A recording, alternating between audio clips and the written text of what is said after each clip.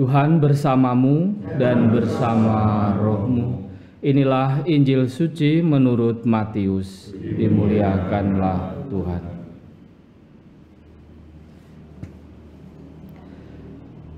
Sekali peristiwa datanglah murid-murid Yohanes kepada Yesus dan berkata, "Mengapa kami dan orang Farisi berpuasa, tetapi murid-muridmu tidak?" Jawab Yesus kepada mereka, "Dapatkah sahabat-sahabat mempelai laki-laki berduka cita selama mempelai itu bersama mereka? Tetapi waktunya akan datang, mempelai itu diambil dari mereka, dan pada waktu itulah mereka akan berpuasa." Demikianlah sabda Tuhan. Terpujilah Kristus.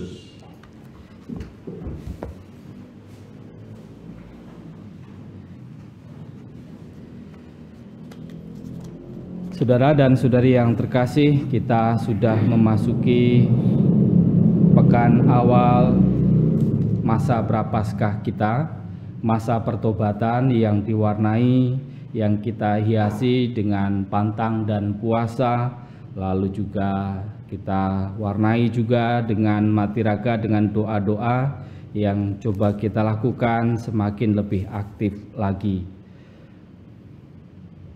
Masa Prapaskah lewat pantang dan puasa kita yang kita jalani, hari ini kita diingatkan akan bahaya yang bisa saja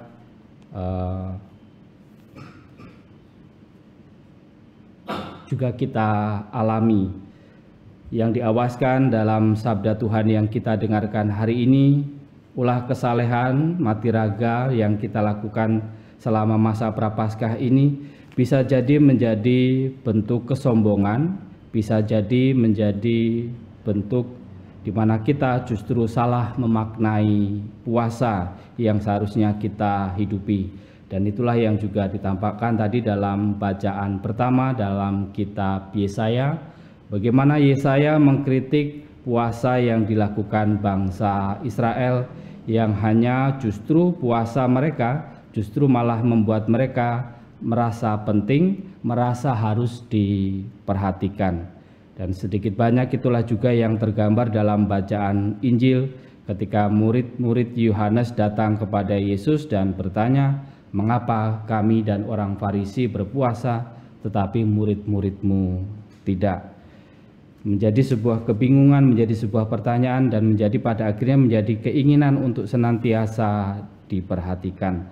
Saudara dan saudari yang terkasih, puasa yang kita jalani selama masa Prapaskah hari ini, tentu juga kita tahu bahwa pertama-tama puasa yang kita jalani tidak hanya sekedar mengendalikan atau mengurangi makan dan minum, tetapi justru diarahkan pada bukan hanya kepada diri kita sendiri, tetapi puasa dan pantang yang kita jalani selama masa Prapaskah justru mengundang kita untuk mengarahkan diri kita pada orang lain. Bukan hanya sekedar persoalan makan dan minum, tetapi bagaimana kita juga senantiasa mengarahkan diri kita kepada orang lain. Maka puasa dan pantang kita justru mengundang kita untuk senantiasa mengulurkan tangan kita dengan cinta dan kasih sayang kepada mereka yang membutuhkan, dan undangan kepada kita untuk justru memperlakukan setiap orang dengan rasa hormat dalam kehidupan kita. Maka saudara dan saudariku yang terkasih, hari ini sabda Tuhan yang kita dengarkan hari ini mengundang kita, mengingatkan kita kembali dalam menjalankan pantang dan puasa kita.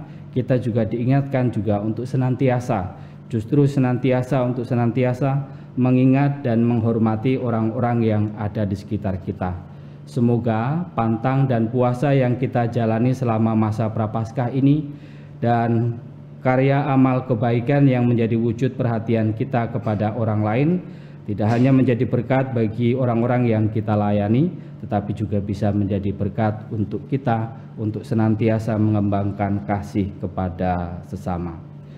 Kemuliaan kepada Bapa dan Putra dan Roh Kudus, seperti pada permulaan, sekarang, selalu, dan sepanjang segala abad. Amin.